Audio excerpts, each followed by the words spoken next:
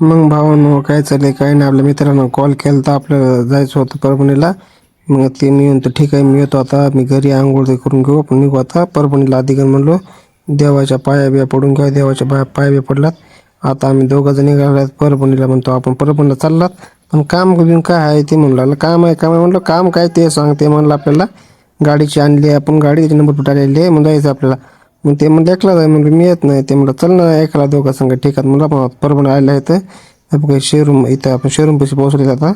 Showroom आपण जाता शोरूममध्ये आता त्याच्यात बाबा नंबर आलं का नाही आले तर शोरूमवाला म्हणतात ना 1 घंटा लागते मला लागते भूक मग चला मग आपण जाऊन जेवण पण करू. मग आपण जाताना रस्त्याला बघा भावानं किती भारी भारी मटके आलेले असते गाडगे. कमेंटमध्ये नक्की सांगा तुमच्या काय म्हणते गाडग्याला. तिकडून आपण निघू सरळ आपल्या भेटत महाराजाचं दर्शन घेतात निघतात आपण जेवायला डायरेक्ट. आपण जेवायला आलेले आहेत आता. आता बघू काय चांगलं आहे काय नाही. आता ऑर्डर करू आता खाऊया. बघा भावला पण होता भावना शाबा ऑर्डर केला तर आपण थाली ऑर्डर केली तर जेवण करू आणि जाऊ. बघा भावानं आपण डबल शोरूम पिशी झालेले आहेत. आपण गाडी पहिल्यांदा लावली असते का म्हणते ट्रक असते सिमेंट लोड केला असते उतरू लागलं खाली.